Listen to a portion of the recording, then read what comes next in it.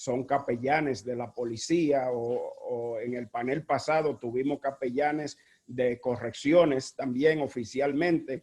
Y la idea de esto es sentar una cátedra y llevar orientación a todas las personas que están incursionando en este quehacer de la capellanía y para que puedan conocer exactamente la dimensión de lo que es el trabajo del capellán, porque muchas veces la idea que tenemos del capellán es que tal vez yo quiero visitar una cárcel o un hospital y que quiero pasar y que quiero entrar y que quiero hacer, pero en realidad que la gente antes de que diga quiero emprender esto tenga toda la conciencia de los retos a la que se va a enfrentar cuando llegue y consume una carrera ya como capellán en pleno ejercicio, como ya en este caso lo son ustedes. Así que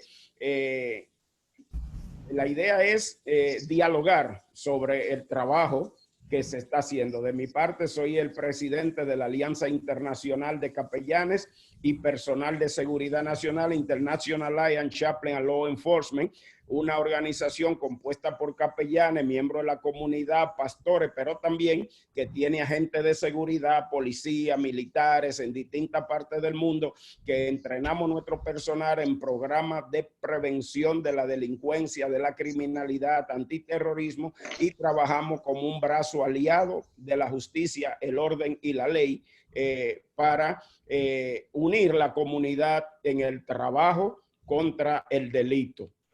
Creo que en síntesis eso define para qué fue creada la Alianza Internacional y que como tal, por esa razón, ya hemos recibido, ¿verdad?, la acreditación de muchísimos organismos, instituciones del gobierno que nos cualifican como tal, especialmente el programa federal de VIPS, Volunteer in Police Service, que lo creó el presidente George Bush a raíz de los atentados terroristas del 11 de septiembre para capacitar la comunidad que puedan trabajar en cooperación con las agencias federales, estatales, y eso nosotros lo representamos aquí en Nueva York, ese programa, y obviamente después del documento que tenemos del secretario de Estado, Mike Pompeo, ya lo podemos ejecutar en todo el territorio de los Estados Unidos. Así que esa es la alianza y queremos darle esta aportación a todos nuestros amigos, nuestros seguidores, para que se documenten con las personas más calificadas que hay en la actualidad en el pleno ejercicio de capellanía policial. Así que yo voy a empezar le voy a dar la palabra primeramente que Quitín no tan solo va a ser panelista, sino copresentador también aquí, para que me ayude en la presentación de los invitados que tenemos y que ellos puedan pues hacer uso de la palabra, compartir. ¿Cuál es el papel de un capellán policial? ¿Qué rol asume, debe asumir, y ustedes han asumido los retos más difíciles que a ustedes les ha tocado vivir como capellán de la policía? Así que le cedo la palabra al obispo, quien es uno de nuestros generales de nuestra institución, el obispo doctor Quitín Silva Bermúdez. Muchas gracias, comandante Luis Paniagua. Es una bendición poder tener personas del alto calibre como el capellán Luciano Soto, que está haciendo un trabajo extraordinario y es una de esas estrellas emergentes que sabemos que Dios tiene muchas cosas para él por delante, porque su padre marcó generaciones y es una persona, una sencillez increíble, accesible, y tiene todas las herramientas para marcar estas próximas generaciones. Y conociendo la experiencia que él tiene dentro de la policía, me gustaría que él nos pudiera describir cuáles son sus funciones, cómo llegó a ser capellán con la policía en el condado donde está y qué recomendaciones él hace para aquellos que están actualmente incursionando dentro del campo de la capellanía con la policía y que les interese ese campo. Por favor, le entrego en este momento a nombre de nuestro comandante esta plataforma.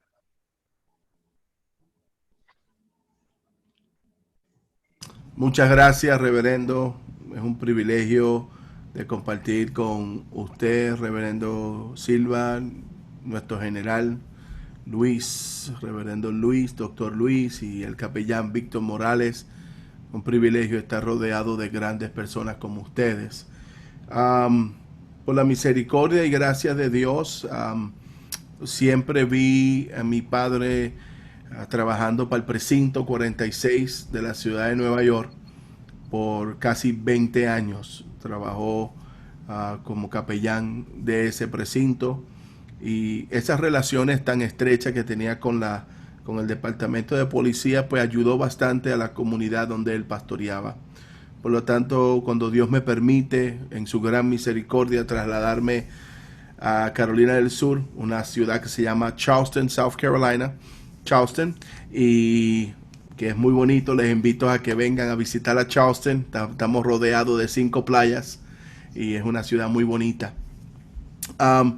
Pues al mismo tiempo estoy trabajando con una comunidad en nuestra iglesia, mayormente hispana y muy trabajadora, y pues vi la necesidad de que hubiera por lo menos una alianza entre el departamento de policía con la comunidad hispana. Y pues ahí fue que conocí, gracias a una líder comunitaria de nuestra ciudad muy importante, ella se llama Lydia Cotton, me presentó a la organización que se llama Coastal Crisis Chaplaincy. Y mi esposa y yo nos fuimos a las reuniones y nos entrevistaron, y comenzó el proceso de entrenamiento. Coastal Crisis Chaplaincy lleva 35 años trabajando directamente con el departamento de policía, que viene siendo el Sheriff Department, el County, Local Police Enforcement. De una manera, el logo de nosotros es un ministerio, Ministry of Presence, un ministerio de presencia, que obviamente pues lo que queremos es representar a Dios a través de nosotros. Y comenzó el entrenamiento. Fue un entrenamiento de casi un año, tomando varias clases que yo les recomiendo a cada pastor que está comenzando, tomar esas clases que da la capellanía, porque creo que te va a ayudar de una manera como hasta ministrar en tu propia iglesia, cómo saber pastorear un poquito más, aunque sabemos que la sabiduría viene de parte de Dios, pero estas herramientas nos ayudan a ministrar a nuestra comunidad, a los miembros de la iglesia, y también entender al departamento de policía y poder ministrar a oficiales que se enfrentan a cosas diariamente que la persona cotidiana no se enfrenta. El civil común, sabemos que cuando hay un problema, pues lo primero que hacemos es llamar al 911, y viene el policía, arregla el problema y hasta ahí, nadie más habla con el policía. Pero el policía, aparte de hacer su servicio, es un padre de familia, es una madre de familia, es un esposo, es una persona también de la comunidad, y ellos también tienen sentimientos, y pues Dios nos ha dado el privilegio de estar allí ministrando en momentos en cuando el departamento de policía, un oficial no se siente muy bien, o probablemente la gran mayoría de los oficiales probablemente no van a pedir ayuda, pero al saber ellos que tienen el recurso de hay un ministro que va a estar allí, que ha sido entrenado, preparado para poder comunicarse con ellos, pues muchos de ellos, después de vernos varias veces y saber el récord de nosotros o de la persona que está llegando, comienzan a abrir su corazón, y ahí es cuando uno con mucha sabiduría puede ministrar al policía también. Yo le doy gracias a Dios por un privilegio. Yo lo considero, mi esposa y yo lo consideramos un gran privilegio de poder servir en medio de cuando algo sucede, podemos estar allí, solo como un soporte a ellos, primeramente, y luego a nuestra comunidad. Pero, por ejemplo, este lunes que pasó, y me cortan si yo estoy hablando mucho. Este lunes que pasó, la ciudad de Summerville, South Carolina, tuvo una protesta, y pues en esa protesta pidieron que estuvieran varios capellanes y estuve yo y otra capellán más y estuvimos en uno de los vehículos de los policías mientras estaba la marcha. Pude observar un respeto que había con las personas que estaban marchando al mismo tiempo con los policías. Había un respeto mutuo, había algo muy profesional. La marcha duró unas 2 horas y media. Había toda clase de cuerpo de policía, estaba también la Guardia Nacional y había un respeto mutuo y al mismo tiempo pues los policías se sentían, el policía con quien yo estaba en su carro, pues él también se sentía muy bien porque había ministros allí también y es un gran privilegio poder servir. Yo les recomiendo a cada persona, a cada pastor que tiene un corazón de servir, pues tomar estas clases y unirse a nuestro general y unirse a Víctor Morales y unirse a varias personas que están haciendo este trabajo, que es una bonita labor. Mucha gente no sabe que hay capellanes allá afuera y que hacen algo que mucha gente no sabe. Es un gran privilegio poder servir. Bueno, te damos muchas gracias y sé que haces una interesante labor. Sé que para ser un capellán, pues siempre, un capellán regular, le exigen un Master in Divinity, te ponen una serie de requisitos, tener los 4 años de colegio, para uno llegar a ser un capellán, digamos, de prisiones, de hospitales, aún de centro de detención.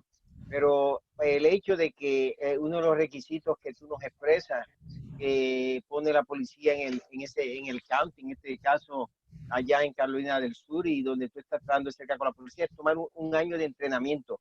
¿Puedes decirnos algo sobre ese año de entrenamiento, la disciplina, lo que involucra? Nos has dejado ver de qué manera benefició tu propio matrimonio, ustedes como líderes, pero también ha beneficiado tu iglesia, ha beneficiado ese ministerio de ustedes.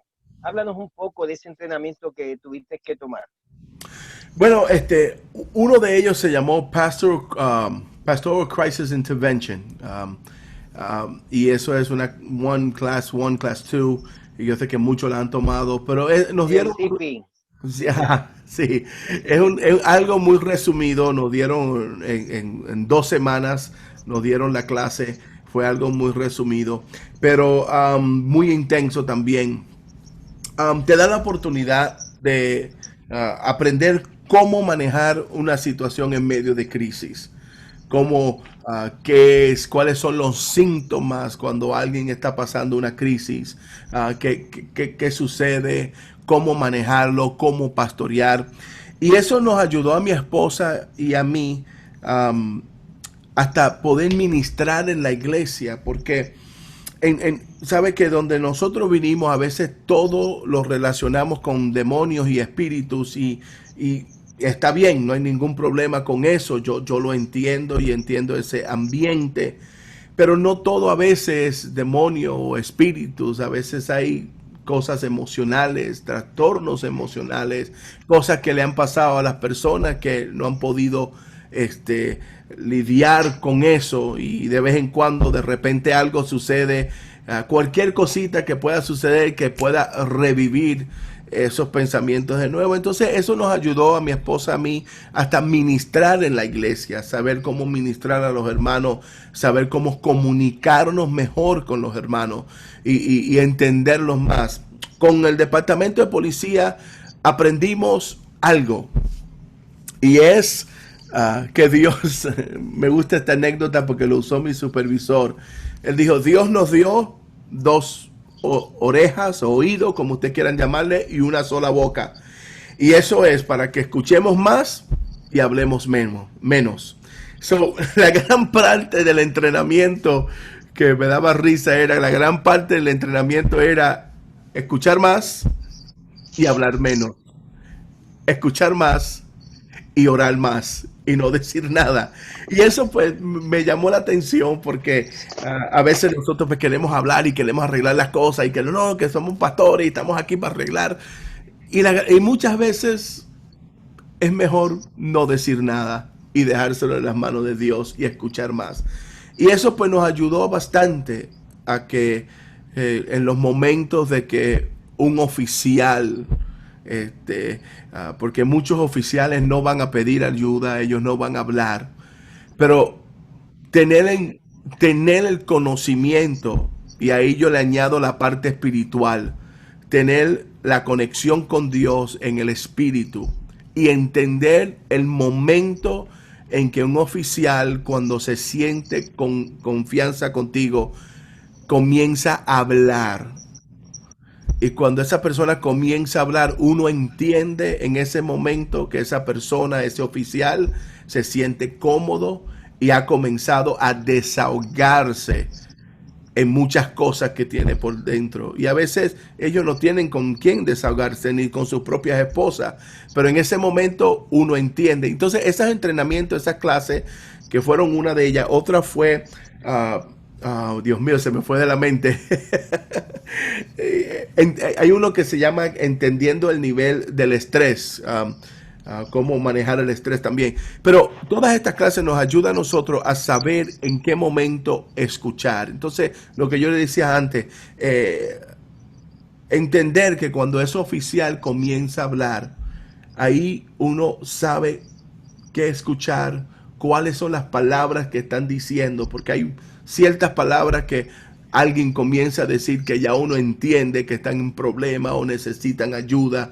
Y pues esas clases nos ayudan a nosotros, y me ayudó a mí y a mi esposa a entender y reconocer cuáles son ciertas cosas que probablemente ese oficial está pasando, que no todo el mundo se va a dar cuenta, pero por ciertas palabras que diga, ciertas cositas que diga, ya uno sabe ministrar. Y aquellos que somos pentecostales, como yo, del fuego, candela, toda esa gente que le gusta todo eso, pues uno entiende bajo el poder del Espíritu Santo el momento que uno le pide al Señor, Señor, dame las palabras adecuadas para saber ministrar a este oficial que sirve a nuestra comunidad.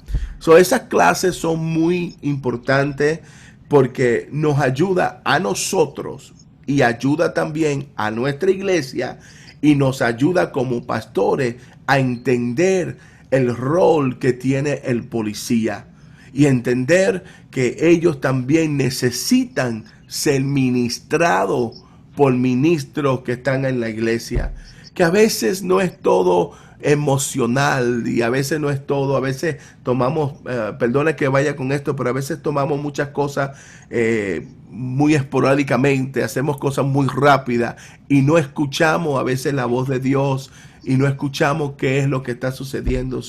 Estas clases son tremendas para cada pastor que está comenzando. Yo se los recomiendo. Búsquese donde están dando las clases CPA, donde están dando las clases Pastoral Crisis Intervention, donde están dando estas clases, porque te va a ayudar a cómo ministrar en nuestra comunidad. Fíjate, darte gracias. Sabemos también la bendición de Dios que te haya ayudado, porque sabe que parte de los requisitos que se ponían para ser un capellán dentro de la policía, primero tener 4 años de universidad, sí, haber tomado con una concentración y varios cursos en el área de consejería por un seminario acreditado. Sí. Son 120 créditos, porque tú puedes hacer un bachillerato por ahí en un mes o 2 meses, pero cuando vas a buscar la acreditación a nivel nacional, pues no te la respalda. De que 120 créditos, tomar un BA o tomar un BS con la concentración, aunque haya un minor que sea en el área de counseling, tener una maestría en divinidades o el equivalente a una maestría dentro del área de la consejería o la pastoral, además de tener una agencia que endose, hacer un internado hasta 1 año con el CP, en este caso, que se hace, y luego la persona demostrar que es un ministro ordenado por una institución reconocida. Sí, sí. Y entonces el hecho de que Dios abre esas puertas, como en el caso tuyo, entendemos que son milagros que Dios hace. Hoy día la policía necesita esos pastores de corazón que pueden acercarse a ellos en esos momentos dados. Creo que lo que tú has compartido con nosotros es una motivación también a que aquellos que están en el área de la capellanía se sigan superando. Sí, La Organización Internacional de Capellanes pues tiene parte de su objetivo, está dándole entrenamiento, los está motivando, algunos han tomado ya el CP, también le está ayudando a ellos a tener este entrenamiento y experiencia, les ha llevado a tomar el entrenamiento con la policía, y creo que todo esto está ayudando, pero de verdad, Luciano, pastor, amigo, te felicitamos tanto el comandante como este servidor por la gran labor que tú estás haciendo. La policía pasa por muchas situaciones de presión, al igual que cualquier otro ser humano. La diferencia es cuando se ponen el uniforme, pero cuando uno le ministra a la policía, hay que ver a ese individuo sin el uniforme, Sí, señor. a ese hombre que está en necesidad. Por eso es tan importante que el capellán no se acostumbre solamente a verlos uniformados, sino a hablar con ellos cuando están sin el uniforme, porque esa imagen de ellos sin uniforme, hablar con ellos, tomar el café, te permite conocer la sensibilidad de ese ser humano, porque a veces el uniforme ya pone una barrera. Claro. Pero cuando te acerca, y hemos visto tantos policías que a veces lo que le dicen a uno es como cuando nos toca administrar a la policía. Sabemos que si tú administras a la policía no es atacar a la policía, No. es darle gracias por el trabajo que hacen. En medio de todo esto que ha sucedido, se escuchan muchos mensajes negativos hacia la policía. Tienen que aflorar más mensajes positivos hacia la policía, porque alguien puede cometer un error, uno o dos, pero no implica que toda la policía sea así, porque nos están cuidando. Aquí tenemos también al pastor Víctor Morales. Ya señor presidente hizo una presentación de Víctor. Víctor Morales ha sido un destacado pastor, destacado evangelista. Bueno, Víctor, antes de yo convertirme, ya se había convertido. Pero yo estaba corriendo todavía en las calles, tú estabas orando por mí, Luis también. Desde el hogar Silo, estaban orando por su amigo que seguía en las calles, con otros dando bandazos, al igual que Pedro Félix, que continuaba en las calles, Harry continuaba en las calles, mi hermano Junior, que fallecido hace muchísimos años, continuó en las calles, y bueno, tantas cosas que pasaron, pero sí sabíamos del testimonio tuyo, y a lo largo de los años pues has sido un buen amigo, ministro que te destacaste fuertemente en todas las asambleas de Dios, plantador de iglesia, evangelista, y Dios te llevó a ser un capellán para la policía. Víctor, háblanos de tu experiencia trabajando directamente con la policía y el trasfondo del cual tú saliste. Estuviste en la cárcel, estuviste en ese mundo del narcotráfico, tirabas cañonas en la calle, tirabas droga, hacía cuanta cosa había corriendo toda esa calle, Comerío y ese Flamboyant Garden, metiéndote en Falinto Reich, te iba ya ¿te acuerdas los famosos tablones? Te iba ya la Perla, Guaipao, San Miguel con la vieja allá, bueno, te iba tras Talleres, ¿qué no hacíamos en esos años? Pero un día Dios en su gracia infinita te alcanzó a ti. Hoy día tú eres un ministro respetado, y a veces cuando la gente me habla de Víctor, ustedes conocen el Víctor cambiado, yo conozco el Víctor que no había cambiado, y puedo ver la gracia de Dios en ti.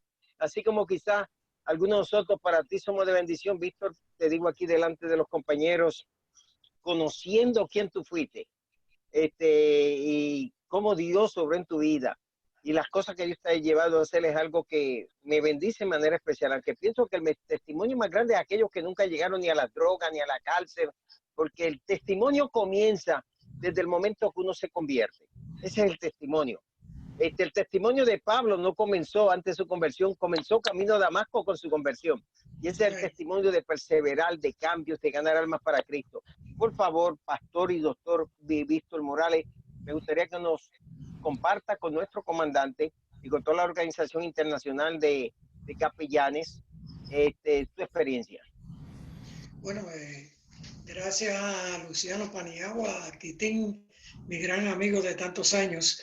Estaba pensando ahora mismo que antes la policía me estaba persiguiendo y ahora trabajo con ellos. Yo creo que ese es uno de los milagros más tremendos, ¿verdad?, que puede haber.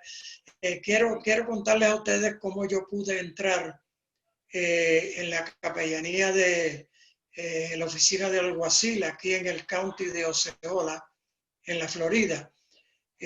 Hay un capellán sheriff, hermano Dani Rivera, pastor, a quien conozco por muchos años, y él me invitó para que yo pudiera ser parte de la capellanía del alguacil.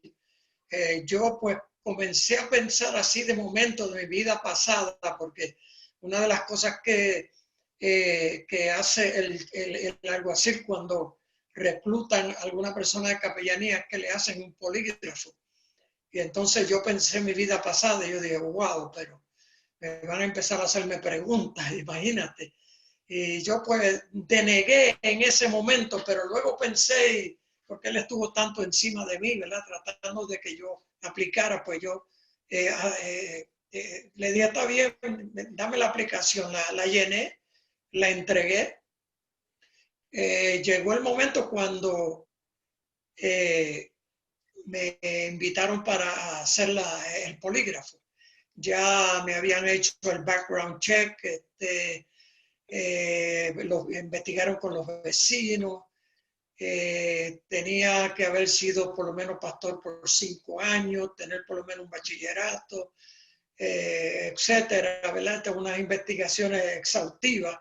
Y entonces cuando fui a hacerme el polígrafo, uno de los sargentos, ¿verdad?, del alguacil, me dijo, mira, todo lo que tú tienes que decirme sí o no, y eso es todo. Yo, pues está muy bien. Yo pensé que tú era una cosa fácil. Comenzó a decirme, tú usaste drogas, sí, tú robaste, sí, tú asaltaste, sí, tú estás preso, sí, tú robaste, sí, tú asaltaste, sí, y tú eras así. Cuando yo salí de allí, me salí riéndome. Yo dije, aquí no me quieren ni con una vara de 100 pies. Cuando llegué a mi casa, que le conté a mi esposa la situación, ella se reía. Pero esa noche me acosté y soñé que el sheriff, Danny Rivera, el pastor, que me había entregado la aplicación, en el sueño me entregó una placa con diamante. Y cuando me entregó la placa, yo escuché la voz de Dios que me dijo, yo tengo todo bajo control. Habían 50 aplicaciones, escogieron a 3 y de los 3 me escogieron a mí. Oh, wow. Ese fue un milagro de Dios. Fue un milagro del Señor. Llevo ya 16 años de capellán en la oficina del alguacil, como soporte, ¿verdad? Primeramente de los oficiales, porque algunas personas piensan que nosotros somos capellanes de la cárcel y no es así. Aún para nosotros poder entrar en la cárcel hay un protocolo, ¿verdad? Hay unas reglas, porque las cárceles, y yo me imagino que en todos los estados también es igual, las cárceles aquí tienen un capellán por sueldo. Y para poder entrar, por ejemplo, cuando yo quiero ir a ver a un preso, tengo que atravesar a través del capellán de la cárcel, entonces él me lo lleva a la oficina y en la oficina yo me siento con él. Pero básicamente el trabajo nuestro es el soporte y la administración de los oficiales y de los familiares de ellos. Además de que estamos a un call 24/7, cada vez, ¿verdad?, que hay una familia donde se muere algún familiar, hay algún accidente donde haya que llevarle la noticia a los familiares, lo tenemos que hacer nosotros. Y luego, cuando vamos a un hogar donde hay una persona que ha fallecido, donde la familia solicita que se le envíe un capellán, nosotros vamos y le damos todas las orientaciones en lo que toca a los médicos examinadores que vienen a bregar con el cadáver. Nosotros tenemos que identificar los cadáveres por si acaso tenemos que ir a darle la noticia a algún tipo de familiar. Le damos una orientación sobre toda la funeraria donde ellos puedan ir para poder, ¿verdad?, le puedan darle los servicios adecuados a la familia. Nosotros tomamos toda la información a esa persona, luego también le damos algún tipo de seguimiento, porque es una puerta que se abre para poder ministrar a Cristo. Una de las cosas que tenemos nosotros, ¿verdad?, que se nos enseña dentro de lo que es la capellanía del sheriff, es que nosotros no podemos imponer nuestras creencias. Por ejemplo, si yo voy a un hogar donde solicitan un capellán, yo invito, ¿verdad? Para poder orar por ellos, me dicen, no, nosotros somos musulmanes, o somos católicos, o somos hindú. Pues entonces nosotros tenemos que andar las gestiones para buscarle a ellos un líder religioso de su creencia religiosa, para que entonces puedan llegar a la casa y que se les pueda administrar. Si la persona acepta que oremos por ellos, pues oramos por ellos, le ministramos, le dejamos una tarjeta para cualquier cosa que nosotros podamos servirle. Pero básicamente, ¿verdad? El soporte mayor es a los oficiales y a los familiares. Yo no sé si ustedes han tenido la experiencia, pero los oficiales de la policía son muy reservados, son muy introvertidos, o sea, no brindan confianza a todo el mundo, especialmente algunos oficiales que no creen ni en la luz eléctrica, pues hay algunos que no creen en nada. Uno tiene que ganarse la confianza de ese oficial, hacer amistad con ellos, viajar en los autos de las patrullas con ellos, pasar tiempo con ellos y abrirse uno. Después, ¿verdad? Que ellos se abren también para poder comunicarle a uno su situación familiar, etcétera. Pues uno, ¿verdad? Yo tengo la filosofía que antes de ganarme a alguien para Cristo, lo quiero ganar como amigo. Y básicamente cuando tú te ganas a un oficial como amigo, ese oficial siempre está en la disposición de acudir a ti para que tú le des alguna palabra de estímulo, una palabra, ¿verdad? de bendición, que para eso es que Dios nos ha llamado.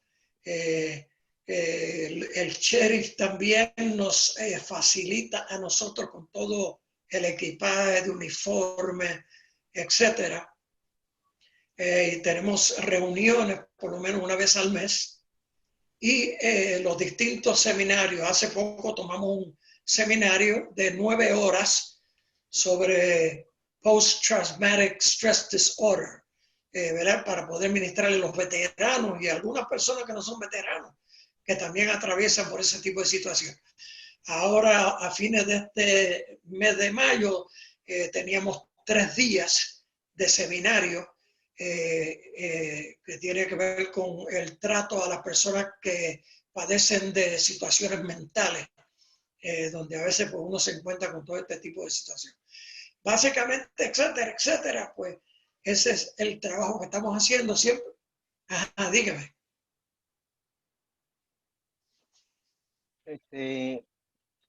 Comandante, tiene que quitar Sí, sí. mute. Perdón, que no entendí la palabra, que hay personas que padecen de qué, no, ahí no cogí la palabra. Eso es el PTSD, que es el Post-Traumatic Stress Disorder. Casi siempre los veteranos son los que padecen de este tipo de enfermedad. Ok, de lo que cuando estábamos salen del hablando ejército. con el mayor resto, ¿verdad, Quitín? Sí. ¿Perdón? Ok. Sí, ya la entendí, ya copié. Sí, Ya le tuvimos entendí. al mayor José Recto, que fue mayor del ejército. Él fue a Irak y le creó unas situaciones también, en el caso de él, traumática, ¿no? Entonces, Sí. pues, al tocar esto le trae a la memoria del comandante lo que en una plática anterior, un foro anterior, donde se encontraba el capellán Luciano Soto y el capellán José Recto, pues se trató sobre este particular. Pero muy interesante eso que estás compartiendo, Víctor, por favor, sigue. Sí, y básicamente estos policías tienen que enfrentar distintas y diversas situaciones cuando están en la comunidad. Y muchas veces, pues, estas situaciones son los que los hacen a ellos, ¿verdad? Más reservados para no poder comunicar en situaciones que surgen dentro, ¿verdad? De su núcleo familiar. Pero para eso nosotros estamos con la ayuda del Señor y la gracia de Dios, abrirnos para que ellos también puedan tener la confianza de dialogar con uno y uno poder ministrarle la palabra del Señor. Bueno, me gustaría que el comandante les pudiera pues hacer algunas preguntas y si no que hubiera un diálogo entre ustedes, tanto el capellán Luciano Soto como el capellán Víctor Morales, sobre experiencias que ustedes han encontrado dentro de ese ministerio tan peculiar, tan único, donde Dios los ha puesto a ustedes para ayudar tanto a la policía que nos está ayudando a nosotros. Comandante, está en sus manos ahora. A nosotros nos interesa saber exactamente en este papel, cuando hay que irle a dar la noticia a un familiar de que su pariente ha muerto, cualquier situación, ¿cuál es ese patrón, esa técnica que se sigue para preparar la persona? Aunque obviamente hay veces que la familia ya deduce por el tipo de visita, por lo inusual de la visita, deduce y presume que algo no están dando bien. Pero dentro de esa manera para dar la noticia, ¿qué método se usa? Porque yo supongo que no se llega y se dice, oh, estamos aquí para decirle esto. ¿Cómo es esa familiarización, ese ambiente que ustedes crean primero para darle la noticia a los familiares? Bueno, mira, a nosotros ¿verdad? Se nos enseña que cuando llegamos a un hogar, ¿verdad? Pues uno llega, pregunta por la persona que está encargada en el aspecto de familia. No podemos ir con muchos rodeos. O sea, tenemos que ir directamente al grano y decirle, básicamente siempre tratar de mencionar el nombre del fallecido. Nunca tampoco ir a decirle de qué murió o por qué murió, porque básicamente eso nos toca a nosotros. Pero cuando vamos al hogar, por ejemplo, veo a la persona, me identifico, soy el capellán fulano de tal, de la oficina del alguacil de Osceola County. Lamentablemente quiero decirle que fulano de tal ha fallecido, si es un accidente o, ¿verdad?, en el lugar donde haya sido. Cuando hacemos ese tipo de acercamiento, básicamente vamos también con paramédicos y con otro oficial que nos acompaña. Okay. O sea que si a la persona le da un mareo, hay que saber si esa persona es diabética, si la persona padece del corazón. O sea, hay que hacer distintas investigaciones cuando uno le va a dar la noticia y llevar los paramédicos con uno. Donde puede surgir que esa persona le dé un ataque o le dé cualquier tipo de convulsión, pues entonces los paramédicos entran a tomar su función y luego nosotros continuamos ministrándole a la persona, ¿verdad? Que muchas veces, pues cuando hay situaciones de muerte de estas bien trágicas, en las palabras quedan bien cortitas para uno poder hablarle a esa persona, pero Dios siempre nos ayuda y nos capacita para que podamos dar una palabra certera a esa persona necesitada. Entonces, doctor, dentro de ese mismo orden, ¿cuál es la experiencia más dramática? ¿Recuerde algún caso que ha sido lo más dramático que usted ha tenido que enfrentar en una reacción así de familia? ¿Qué caso ha sido, que usted recuerde, ha sido uno de los más conmovedores? Bueno, cuando hemos dado la noticia que se nos tiran hasta encima, nos abrazan y uno tiene que abrazarlo. Y en ese momento es una buena oportunidad para uno intervenir por ello a través de la oración, donde ha sido muy, muy, muy fructífero esa intervención. He tenido la experiencia de ir a distintos casos donde personas se han ahorcado, otro se ha pegado un tiro en la cabeza, el otro se ha pegado un tiro en el corazón, sobredosis. La última cita que hice fue con una joven que murió de una sobredosis de droga. Es muy lamentable, su amiga fue la que la encontró y estaba ella, ¿verdad?, muy afectada. Y en ese momento, pues ya usted sabe, tenemos que utilizar las herramientas del Espíritu para poder ministrarle a esta persona. Claro. Bueno, yo quiero decirle a todos los amigos que nos están siguiendo, el trabajo más lindo, más hermoso, es el trabajo de un capellán. Y creo, yo siempre defino la capellanía como el departamento de acción social y comunitaria dentro del evangelio, el espina dorsal, porque ser cristiano es ser capellán y ser capellán es ser cristiano. Y si no, pregúntele a Cristo cuando dijo, cuando puso el uno a su izquierda y el otro a su derecha y le dijo, apartado de mí porque tuve hambre y no me diste de comer, tuve sed y no me diste de beber, fui forastero y no me visitaste. Señor, pero ¿y cuándo te vi? Por cuanto no lo hiciste a uno de estos pequeñitos, a mí tampoco lo hiciste. O como dice Isaías capítulo 58, ustedes ayunan, pero buscan su propio beneficio y el Señor le dice, tal es el ayuno que yo escogí, que de día aflija el hombre su alma, no es más bien que parta tu pan con el hambriento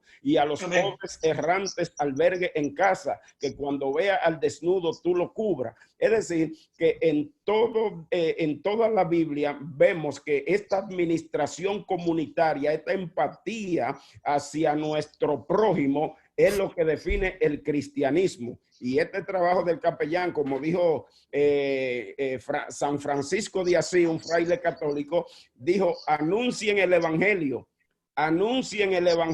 y alguna vez se hablen. Y yo siempre pongo eso en la clase, defínanme eso. ¿Qué fue lo que él quiso decir? Anuncien el evangelio y alguna vez se hablen. ¿Qué es lo que significa? ¿Qué es lo que significa eso? Que el trabajo, no hay predicación más convincente que cuando usted demuestra el amor de Dios. Usted se pasa todo el tiempo diciéndole a la gente, mira, la iglesia está ahí, los servicios son los domingos a tal hora y la gente no va. Pero cuando la gente te ve, como hemos hecho nosotros, limpiar paredes de grafitis, que hemos ido a Hondipo a pedir brocha, a pedir pintura para limpiar paredes, para hacer operativo de limpieza, la gente empieza, ¿y de dónde son ustedes? ¿Y a qué iglesia ustedes van? ¿Y qué días son? O sea, no lo estamos invitando, estamos trabajando, estamos en una obra de acción social. Es tanto el trabajo, distinguidos panelistas, que la Fiscalía de Brooklyn nos mandaba personas que tenían pendiente cumplir horas de servicio comunitario para que nosotros lo pudiéramos a trabajar. Y entonces nosotros le firmábamos el papel cuando cumplía su hora y esa persona podía ir a su cita para que le descargaran su caso. Es decir, que yo creo que lo peor, nosotros señalamos mucho lo malo. Y yo tengo una expresión que me ha marcado para toda la vida. Participé en un foro en las Naciones Unidas y uno de los panelistas allí dijo esta expresión, ojalá que ustedes también se queden con ella para toda la vida. Porque él dijo, el planeta Tierra se ha convertido en un lugar muy peligroso para vivir, pero no por las gentes malas que habitan ahí, sino por los buenos que no hacen nada para cambiarla. Quiere dejar dicho que nosotros asumimos la misma responsabilidad que los malos cuando somos indiferentes hacia la situación social, hacia la situación del delito, del infortunio que esté pasando una familia y somos indiferentes. Yo lo felicito verdaderamente, este trabajo en el que ustedes sacrifican las horas de su familia, en el que ustedes sacrifican su salud, porque llevarse estos problemas al corazón, verdaderamente, de esta escena, de esta familia desgarradas, yo sé que ustedes se la llevan, ustedes se despiden de la casa, pero se llevan el escenario con ustedes, se llevan todas estas perturbaciones y verdaderamente es una obra que es digna de admirar y yo le exhorto a que lo sigan haciendo por amor a Dios y por amor a esta humanidad que anda como oveja sin pastor. Titín. Bueno, quería Víctor, Titín, vamos a escuchar perdóname, te interrumpo. Sí, gracias, dime, Víctor. Perdóname, Quitín, se me ha surgido aquí una emergencia porque tengo a mi hija que hacía días que no lo veía. También, Víctor, se te excusa. No, Víctor, ¿cómo es? Es que esto se va a hacer nuevamente. No, Víctor, ¿Me llamas? estás excusado. Sí, claro que sí. Gracias, y sabe que el comandante Muchas gracias. los va a tener como recursos a ustedes para los capellanes en un momento dado, que quizás volvamos a tocar las mismas temáticas cuando el capellán disponga, el comandante, corrijo, disponga, Sí, señor. pero él quiere saber, quería conocer estos accesos que puede tener usted. Así que, Víctor, dame de todo corazón, como siempre. Un abrazo, doctor Paniagua, Bendiciones, y también al doctor Luciano. Muchos abrazos y muchas bendiciones para ustedes. Adelante en el Señor. Un placer, un placer. Un honor para mí. Bueno, Luciano, a ti también te ha tocado, pues, lidiar con eso, ¿no? Sí, yo le doy gracias a Dios, como decía, creo que no lo dijo mejor como lo dijo el capellán Morales, lo dictó exactamente como es que nosotros debemos de trabajar de igual manera aquí en Charleston. Él lo puso de una manera muy clara, el trabajo, y yo lo felicito al hermano porque no es fácil para uno como ministro también ir a dar esas notificaciones o administrar. Pero yo recuerdo, hablando de cuáles son, han habido varios momentos trágicos, pero yo recuerdo uno que en la comunidad pasó algo terrible. Un joven de creo que 18 años perdió la vida por una pelea que hubo. Y recuerdo llegar a la comunidad, y era una comunidad de esas muy intensas, a las 2 de la mañana. Y llegué y solamente le pedí a Dios que me diera sabiduría y entendimiento, y el ambiente estaba tenso. Y en medio de todo eso pude encontrar, y mientras estaba orando, le decía: Señor, guíame a la persona adecuada, porque estaba todo el mundo bien estresado, los ánimos estaban muy exorbitados, estaban muy alterados, y como uno puede imaginarse, en la pérdida de un joven, y algo se estaba armando en el ambiente. Y recuerdo que vi a una señora una señora de una estatura muy bajita, a una señora mayor, y fui donde ella y le dije: señora, le dije, mamá, ¿será que yo puedo hacer una oración en medio de esto?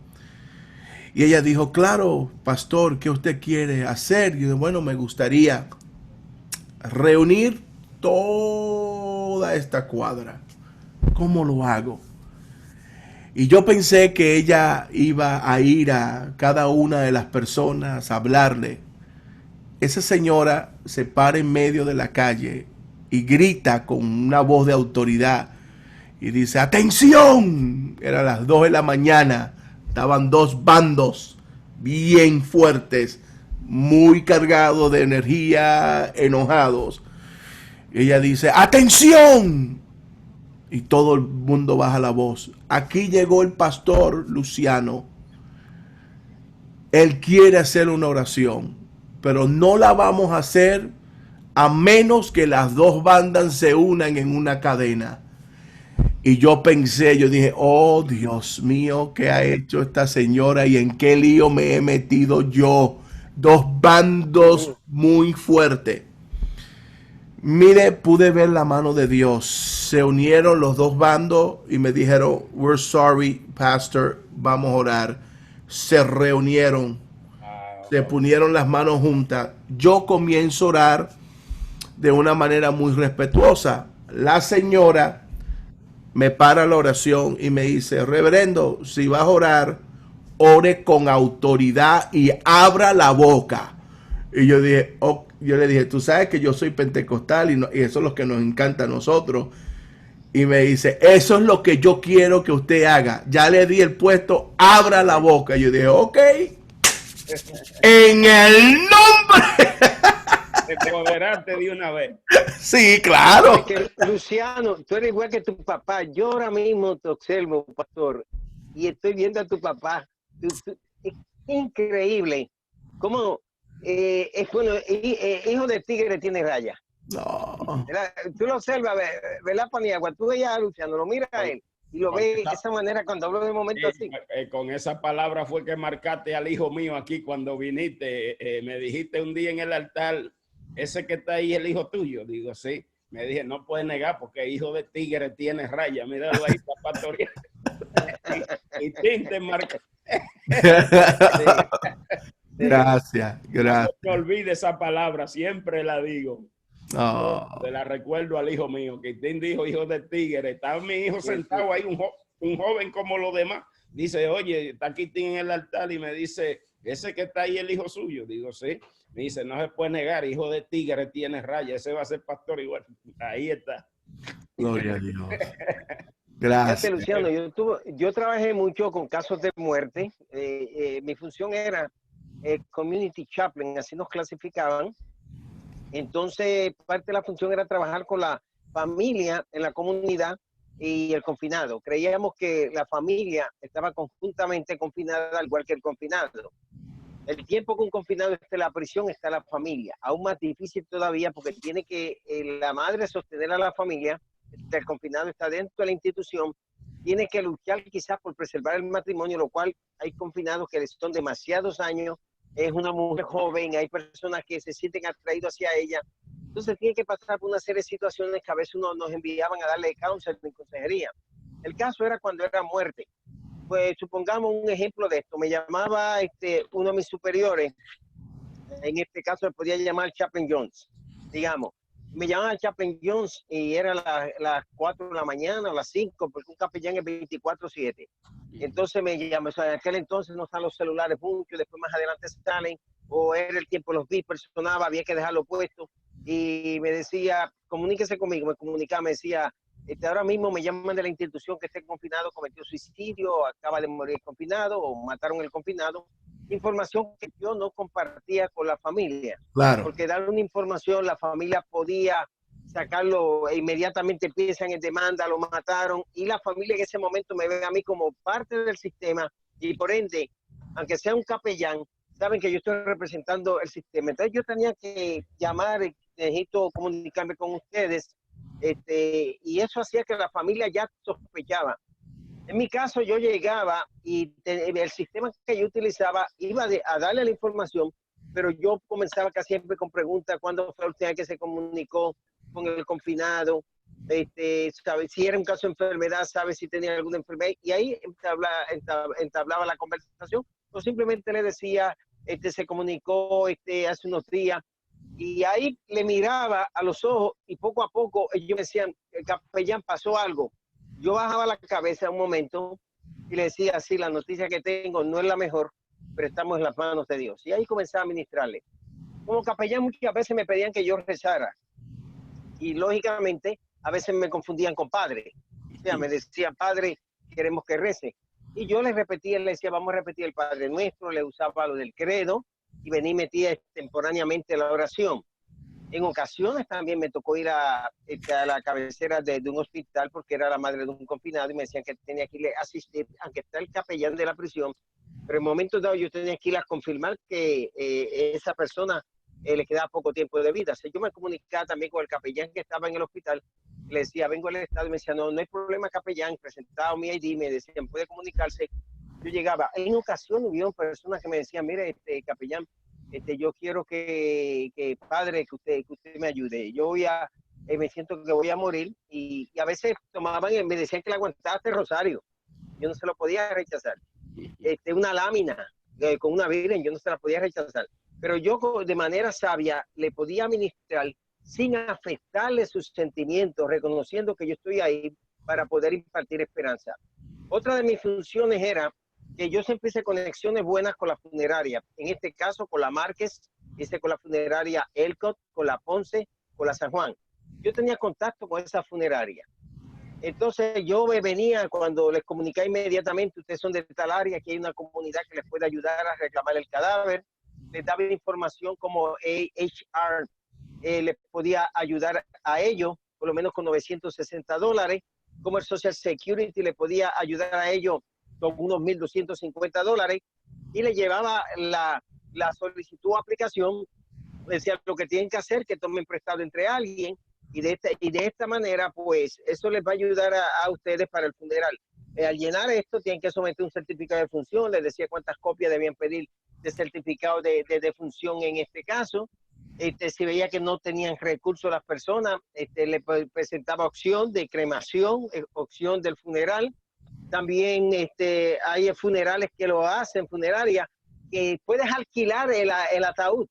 Lo puedes alquilar y en el momento que se va a enterrar, se mete en una caja barata. Ellos tienen que tú lo puedes alquilar, algunas no dan ese servicio. La otra opción que le daba es que les decía, si ustedes pueden inmediatamente comunicarse en ese entonces con Costco y pueden conseguir un ataúd que acá le vale $1,800, en Costco lo sacaban por $700, $800. Y yo le daba el teléfono, llamen inmediatamente, se hacían envío en 24 horas, eran estándar, les cogían los colores y ahí se iban a economizar como $800, $900 inmediatamente. Y la funeraria no se lo podía rechazar, pero le decía, tiene que hablar con la funeraria, que usted ya tiene el ataúd para la persona, y así la funeraria no se lo rechaza. Había funerarias que decían, no, yo lo rechazo, entonces de plano decían que no.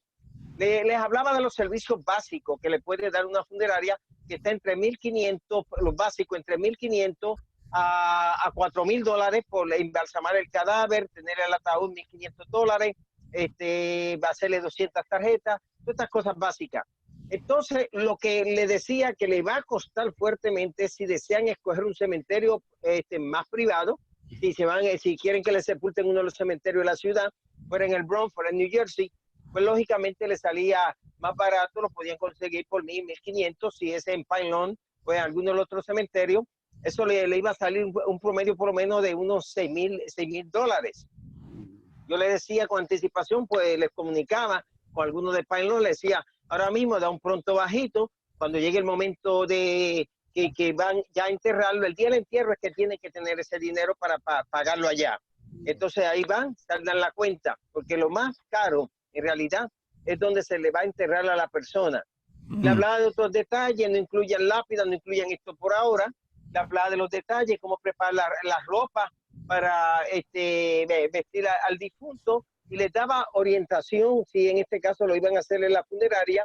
Y yo procuraba siempre, o iba a otro capellán, llegar a la funeraria en un momento dado y dar unas palabras de parte del Departamento de Estado. La mayoría de las veces nos tocaba predicar un mensaje que por lo general predicábamos casi siempre el mismo, era un mensaje más estándar. Si era suicidio o otra cosa, pues predicábamos un mensaje adecuado. Si era en el caso de que un oficial de corrección estaba involucrado y le había sucedido algo, nos podían dar palabra. Usaba mucho la historia de Agner. Son ciertos pasajes que eran bastante clave, y tuve una experiencia que nunca me puedo olvidar entre muchas. Una experiencia fue en la Portacelli, allá por San Juan 316, bien abajo en la Portacelli. Entonces, pues llevamos, el Estado mandó el cadáver. Cuando yo llego allá inmediatamente, al lado allí por hacer que sabrosura, yo llego y vienen y me dicen, una de las señoras boricua, me grita, mire, ustedes mandaron el cadáver que no era. Y estaban esos boricuas todos alborotados. Y yo dije, ¿qué problema tengo aquí? Lógicamente, la experiencia, tuve que hacer mis aguajes, llamando al Departamento de Estado, alzando el tono de la voz, escriban este reporte aquí, escriban aquel acá. Y fue que la funeraria trajo el cadáver que era equivocado. Me paré, me pude comunicar con Dr. Moa, le pedí perdón a nombre del Departamento de Estado y le dije entonces yo traté como de bregar con la funeraria, ¿qué pasó con ustedes que no recibieron el cadáver adecuado? Ahora mismo nos están metiendo en problemas a nosotros, pero eso yo lo iba también anotando, porque yo tenía que proteger el Departamento de Estado contra demanda. Esa fue una de las experiencias que pude tener. Me encontré con otras experiencias que la gente cuando llegaba no tenían dinero y me decían, ¿qué va a hacer el Estado? Si no me decían a sí mismo, pues lléveselo y entiérralo ustedes. Entonces ya yo había reclamado el cadáver, entonces yo tenía que saber cómo responderle, no herirle los sentimientos, porque se podía ir a un tono un poco más agresivo, pero eran funciones que yo como capellán tenía que hacer. Por eso les recomiendo que los pastores y los capellanes hagan buenas relaciones con alguna casa funeraria cerca de donde ellos están, que se den a conocer, que la casa funeraria le presente un plan para miembros de su iglesia y amistades, y que lo traiga a la iglesia de vez en cuando al director de la funeraria. Primero, eso le ayuda a ese director. Fallece alguien, va a tener servicio. Segundo, si lo va a traer al templo, te va a dar ventaja, porque él se libera ese día de tener en su capilla funeraria un cadáver extra cuando puede tener otro. Entonces, tú llevarlo al templo le da liberación de eso y le quitas trabajo. Y a la misma vez tú puedes hacer un programa más presentable, en este caso con los capellanes, que a ellos les gusta, igual que nosotros, usar mucho ese protocolo de desfile, guardia de honor, usar guantes. Nosotros hacemos unos funerales que son top en nuestra iglesia. Entonces, pues, el programa bien hecho, bien coordinado, la lectura de Antiguo, Nuevo Testamento, todas estas cosas que tú bien sabes, que uno aprende en el seminario, la invocación, the invocation, benediction, todo esto. Entonces es importante que los capellanes pues se acerquen a la funeraria, que si hace amistad con la funeraria pueda estar el director de funeraria y le explique cómo se embalsama un cadáver, cómo se prepara un cadáver, cómo se le arregla el cabello a un cadáver, cómo se puede un cadáver que se ha descompuesto bastante, cómo lo pueden tener más presentable. Entonces, cosa que ellos venzan ese miedo a la muerte y hablarle francamente lo que sucede en los próximos días cuando se entierra una persona, que puedan ver en sus mentes un cadáver en estado de descomposición. Una de las cosas que nosotros procurábamos es que la gente fuera consciente. Tú lo ves enterrar, lo ves durmiendo, en los próximos días comienza la descomposición, la hinchazón de cuerpo, del cadáver, todo esto. La gente tiene que oler la muerte, como cuando Jesús fue con los discípulos a levantar a Lázaro, y es de ya de 4 días. Todos olieron la muerte. O sea, allí no había otra cosa. Entonces, de esa manera podemos servirle mejor a nuestra gente. Creo que, comandante, muchos podemos compartir muchas experiencias. Yo pude hablarle de muchas otras experiencias. Me tocó anunciarle en una ocasión a una misma madre que era el tercer hijo de ella que moría en la prisión. 2 se lo habían matado y al otro aparentemente sucedió algo que lo descuidaron en una enfermedad. Situaciones, hijos que pasaban por situaciones difíciles. Un hijo que había cometido suicidio. Eso me dio más sensibilidad. Hay un libro que yo escribí sobre la muerte, el luto y la esperanza, publicado por CLIE. En ese libro yo me acerco a lo que es el suicidio y veo el suicidio muy diferente a como lo ven muchos de los otros ministros, porque creo que muchos que cometen suicidio llegan a un estado de una situación emocional traumática que los lleva, basado en esa enfermedad emocional, a cometer suicidio. Entonces no debemos llevar más tristeza sobre tristeza, llevar desesperanza más a la desesperanza que tiene la gente, más por el contrario, nosotros llevar esperanza contra esperanza y dejarles saber que está en las manos de Dios y que solamente Dios al final va a decidir. Los pentecostales somos muy dados a llegar muy tajante y no saberle ministrar a las personas. No todo el mundo puede ministrar en un funeral, No. porque hay personas que no tienen la sensibilidad, no han tenido fallecimiento en su vida. Esto mismo, en estos días, ayer, yo puse algo en Facebook, tengan cautela como hablar del templo, y esta supuesta profetisa me pone un comentario que me dice que como yo como obispo le tengo miedo a la muerte y no quiero que los hermanos vayan a la iglesia. Entonces yo le puse, sí, pero yo tuve que pasar por el COVID-19 y muchos miembros de nuestra iglesia pasaron por el COVID-19 y eso me llevó a mí a ser más sensible con esa membresía a la cual le estoy sirviendo. Creo que el capellán lo primero que tiene que entender que es 24/7. Ahora, ¿qué sucede con las organizaciones capellanes? Usted las dirige muy bien, comandante. Es que muchas veces piensan que por ser un capellán ya no tienen que ser más miembros de iglesia y dejan de asistir a las iglesias como el evangelista, y creo que deben tener más responsabilidades. Pero aquellos capellanes que están sirviendo dentro de una institución, lógicamente no pueden congregarse como lo pueden hacer otras personas. Capellanes como el capellán Luciano Soto, que trabaja con la policía, es un pastor. El capellán es como Víctor Morales, ejerce el copastorado y ha sido pastor muchos años. Capellanes como el doctor Israel Suárez. No significa, pero perdona, reverendo. No. Disculpe, no, yo soy pastor, pero siempre tengo a alguien arriba de mí en nuestra organización a quien yo doy mi tiene autoridad sobre ti y le responde a la autoridad. Y yo trato, mira, ¿sabe una cosa? Yo trato siempre de tener a alguien. A mí me gusta tener a alguien para dar cuenta, porque yo creo que es importante que Yes. cada pastor, y alguien que pueda ir y ministrarle, porque también uno necesita ser ministrado, uno necesita ser llenado. Yo necesito a alguien que me dé una palabra, que me predique, alguien con sabiduría. Yo digo esto mucho, yo digo que los jóvenes tenemos la energía, los ministros, padres de una visión, padres que han levantado iglesias, no tienen la energía, pero tienen la sabiduría.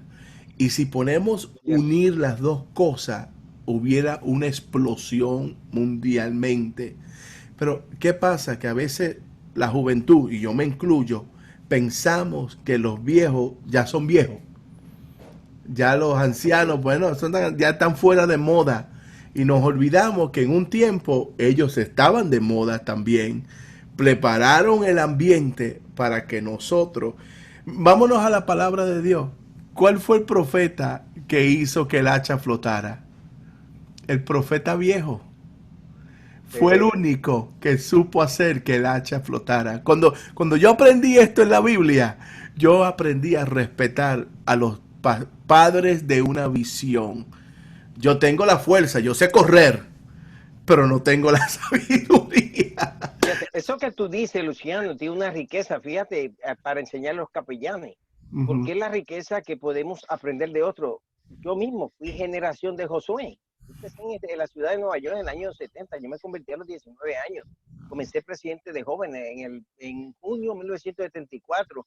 Yo fui ordenado al completo ministerio. Recuerdo que Aníbal Firpi, Frankie Ruiz y Cookie Rodríguez. Y fuimos ordenados en el Brooklyn Tabernacle, en Atlantic Avenue, por Jim Cimbala y W. R. Rasmussen. El brother Jim Cimbala era el copastor, ¿no? Era el copastor de su suegro. La iglesita era pequeña, pero él era prevístero del Independent Assembly of God. Dan Wickerson nos endosó a nosotros. Entonces, pero en aquellos años yo era un Josué, yo era un joven apache, pero al pasar los años veo, pues ahora se refieren conmigo como patriarca, como general, como padre. Entonces, todo eso me está diciendo que yo tengo que aceptar que tengo 70 años de edad, aunque me siento dentro de mí como si tuviera 40 o 50, pero no es lo que siento aquí, es que es la realidad.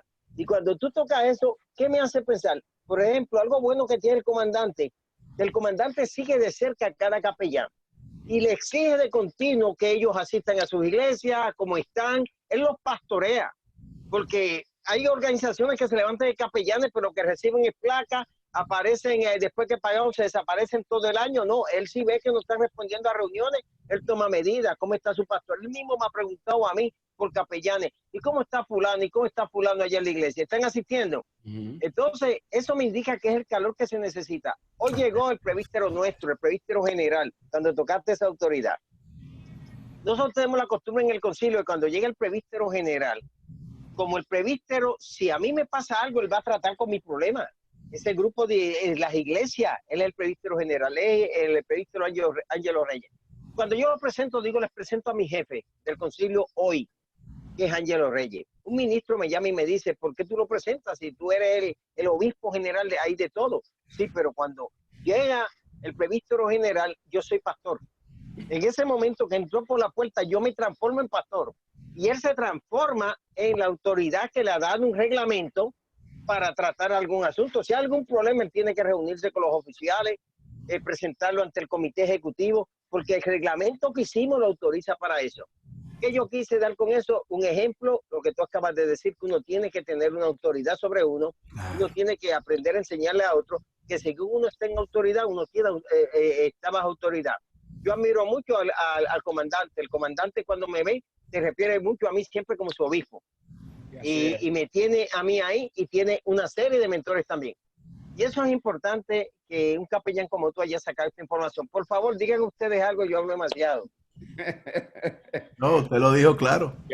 Yo me siento muy contento verdaderamente, porque es que esta experiencia, y mencionaste algo que quiero que ojalá sea nuestra próxima conversación, la salud mental y con atención a intervención, cómo detectar las señales, los signos que envía la persona con mentalidad suicida y cómo intervenir. Ahí nosotros podemos aportar mucho porque hemos dedicado grande tiempo y me gustó mucho la conferencia que diste allá en la Obispo Quitín, en la reunión de ministros hispanos, donde enfocaste lo que tenía que ver con el suicidio desde una perspectiva bíblica, no fanática, no sectaria, no siguiendo lo que todo el mundo está diciendo, sino analizándolo desde un punto realista, porque el suicidio es una enfermedad. Nadie se va para el infierno porque se muera de Alzheimer. Y morirse de Alzheimer y morir de un suicidio significa que la persona estaba bajo un efecto en el que ya no tenía el control de su mente. Entonces, no podemos mandarlo para el infierno, de que el diablo, de que no, esto es una enfermedad y tal vez fuimos culpables todo lo que rodeábamos a esta gente, que no atendimos las señales. Porque yo le digo a la iglesia, si usted ve que yo soy cariñoso, que yo siempre estoy haciendo un chiste y de repente usted me ve recogido, usted me ve aislado, usted me ve muy callado, comuníquese con mi esposa y dígale, estoy preocupado por el pastor. ¿Qué está pasando? Vamos a sacar el pastor a un parque, vamos a hablar con él, vamos a conversar, haga un grupo, un panel, donde se me dé una terapia indirectamente, cosa de que si logran ponerme a hablar, porque en esto consiste la mayor terapia contra el suicidio. El que se va a suicidar es una bomba activada que tiene. Si usted logra desactivarla y ponerlo a hablar, esa persona, después que se desahogue, es difícil que vuelva a pensar en el suicidio, porque lo que pasa es que está en un cuarto oscuro, encerrado, donde no penetra ni un rayo de luz y solamente la única salida que ve, lo razonable que ve, es suicidarse. Con eso es que él se siente que está haciendo lo correcto. Entonces, ahí es donde tenemos que trabajar. Ojalá, Obispo Quitín, que este sea nuestro próximo salud mental, suicidio, depresión, ansiedad, trastorno postraumático, el estrés postraumático y todo este tipo de cosas que podemos enfocarlo desde la perspectiva del policía también, que llega a la casa con el problema del día y trastorna a toda la familia, o sale con un problema de la casa, con un problema con la mujer, y pobre del que encuentre que se pasó una luz roja por ahí, porque todo ese estrés. Y tú sabes que, por ejemplo, encontramos en la Biblia ejemplos de personas que cometieron suicidio, como Aitofer, que se suicidó, el caso de Judas, uno que heroicamente comete suicidio, heroicamente un Sansón, el caso de Saúl, que por el honor tiene que lanzarse sobre su propia espada. Y también, pues, cuando se dice que los suicidas no entran en el reino de los cielos, en realidad el texto bíblico dice homicida, no suicida. Entonces vinimos y nosotros cambiamos eso para darle otro tipo de sentido.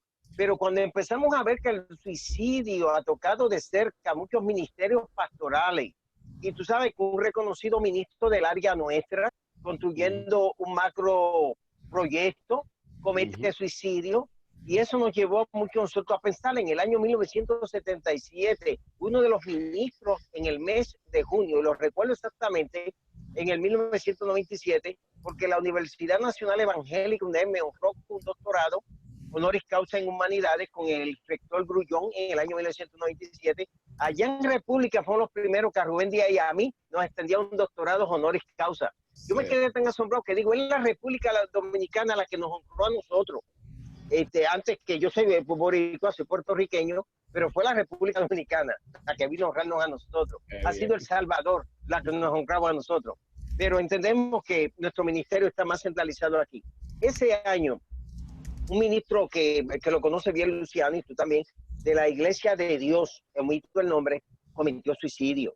Un ministro de un concilio muy reconocido cometió suicidio en el área de Connecticut, otro en Massachusetts.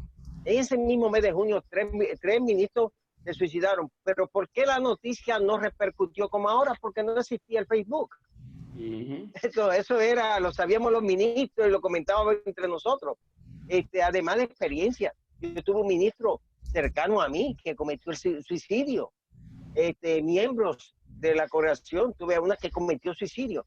Entonces, eso me llevó a mí a pensar, familiares de uno que han pasado por esa vía. Entonces, es bueno tomar eso en cuenta.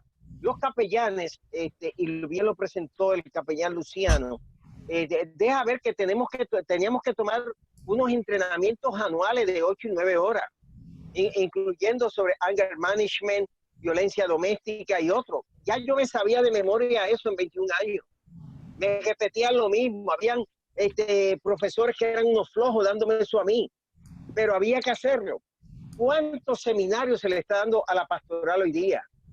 Aún a los capellanes hay que repetirle lo mismo, porque eso les ayuda a lidiar con unas problemáticas que están viniendo, que ellos tienen que enfrentar. Y no solamente sirviendo a otros como consejeros, sino autoaconsejándose ellos mismos y buscando autosanidad. Hoy día hay una disciplina que se conoce como la Mental Health Therapy.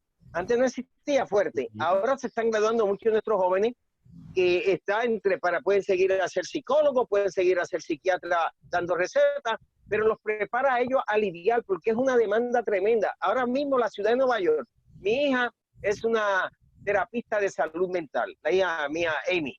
Okay. Y Amy, yo la veo que muchos de los casos que trata, hoy día lo hace por esta aplicación Zoom. Ella misma me dijo, papi, ¿por qué tú sigues dando consejería ya? Utiliza Zoom. Y en estos días yo he aprovechado para dar mucha consejería. Me dice, ponle el mismo tiempo a través de la aplicación Zoom, los trata, busca un espacio, privacidad.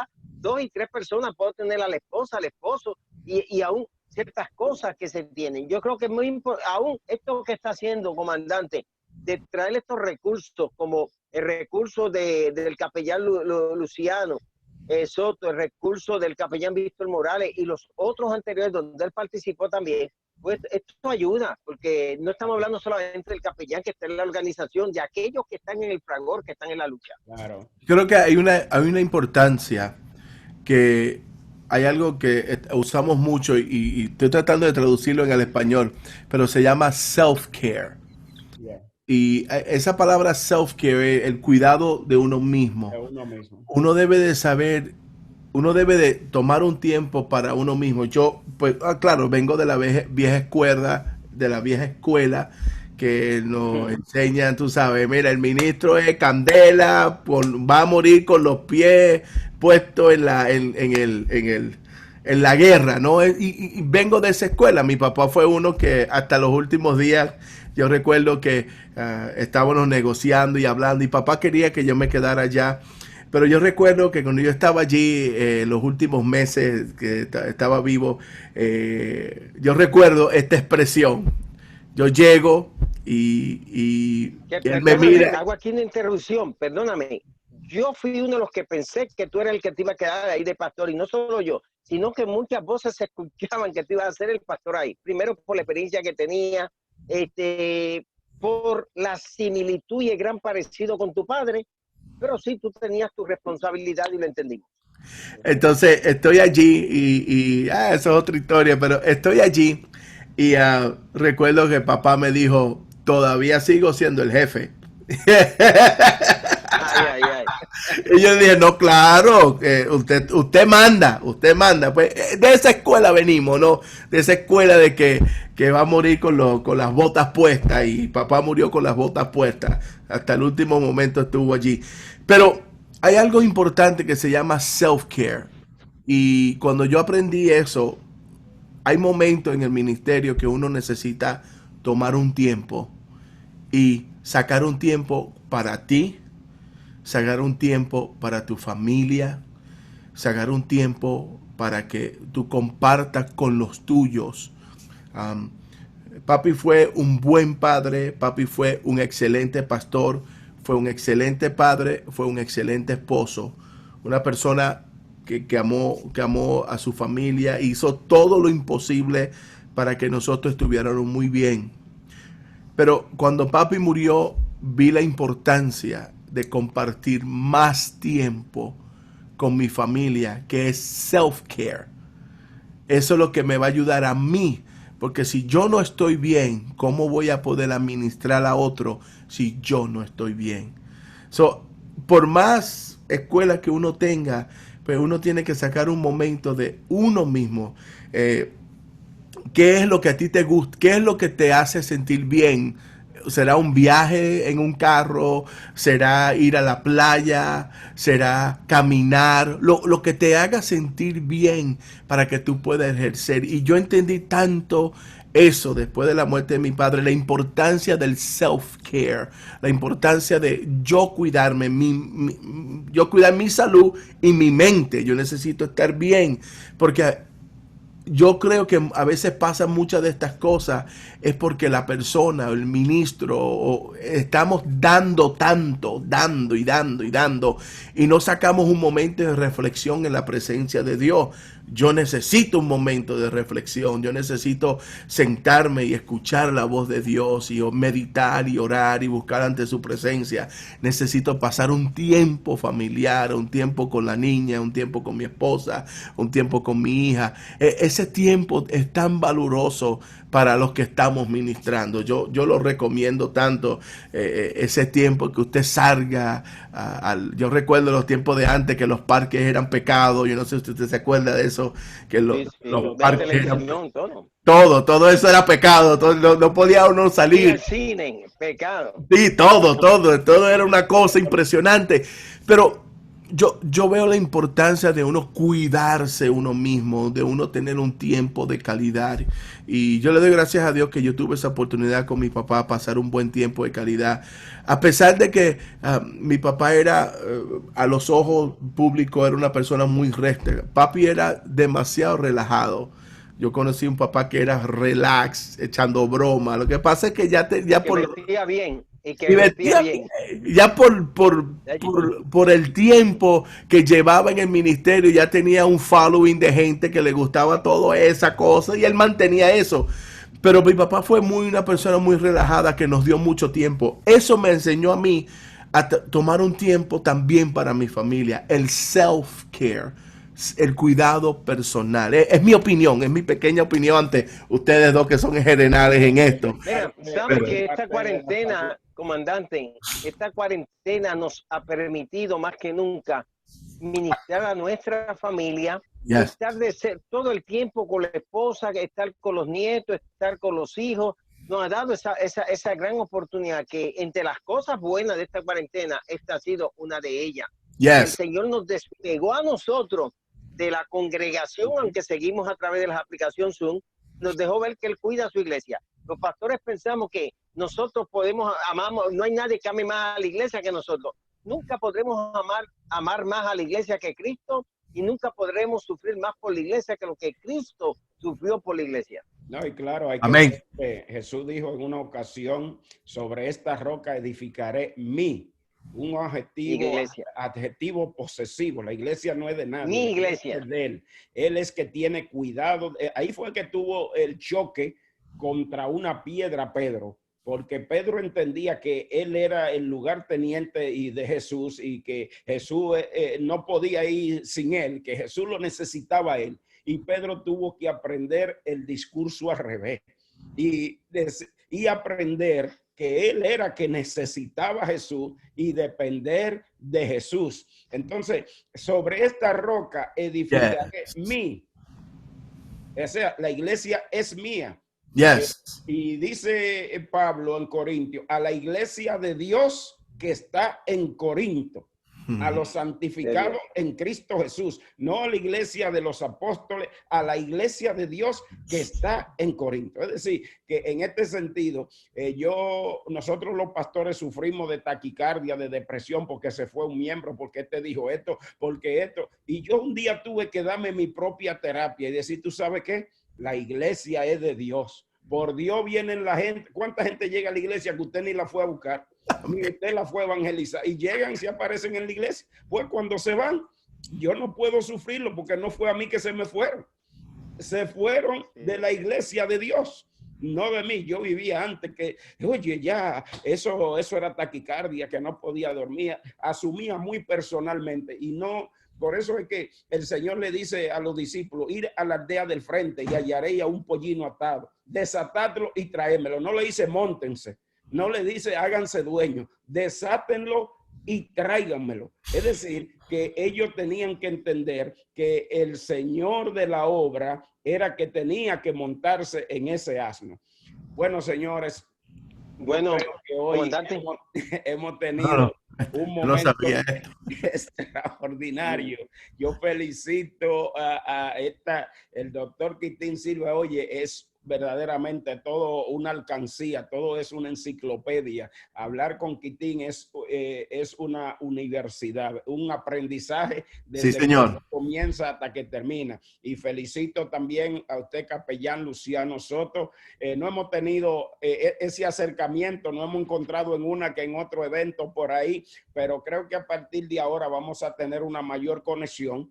Es un recurso tremendo que lo tenemos. Vamos a trabajar porque estamos unidos por un mismo espíritu. Dios une a la gente de un mismo espíritu, como dijo, pero a mi siervo Caleb y a mi siervo Josué, por cuanto hay en ellos otro espíritu, ellos entrarán en la tierra. Es decir, que la gente que tiene, y no estamos hablando de espíritu, no, de demonio ni nada de eso, espíritu, porque hay gente que tiene espíritu de contienda.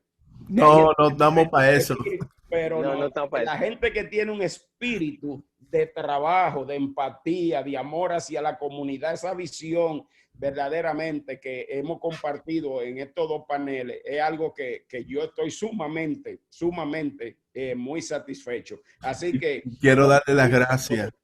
Yo quiero darle las gracias a ustedes yo no sabía que iba a participar en un panel tan bonito. Si no me hubiera preparado más, me hubiera puesto más bonito, ¿no? No, está bien, está bien. No, está bien. Llegaste con tu camiseta, tu uniforme. Pero le doy gracias a ustedes. Ustedes son personas que mi padre también respetó mucho. Doctor Quitín Silva, a usted, general, son personas que mi padre respetó. Ya en sus últimos años, pues, decidió salirse de la luz del público y quedarse solo en su radio, pero son personas que mi padre respetó. Y hoy mi padre va a cumplir, en unos días va a cumplir 1 año de partir de este mundo. Hoy me siento privilegiado estar frente a 2 personas que mi padre respetó mucho. Yo jamás pensé que me iba a poder sentar frente a ustedes dos. En mi vida pensé que me iba a estar reunido en un panel frente a ustedes dos. So, es un honor, y yo veo como que papi me está mirando del cielo y está abogando por mí, y le doy gracias a Dios por esta bonita oportunidad. Me siento honrado. Me voy a acostar más feliz que nunca de poder estar frente a ustedes dos. Y papi, te doy gracias que está allá arriba abogando por mí. Gracias, mis hermanos. Le amo en el amor del Señor. El honor nos lo ha dado usted, definitivamente. El honor, la honra nos lo ha dado usted, porque verdaderamente ha sido muy valiosa su aportación.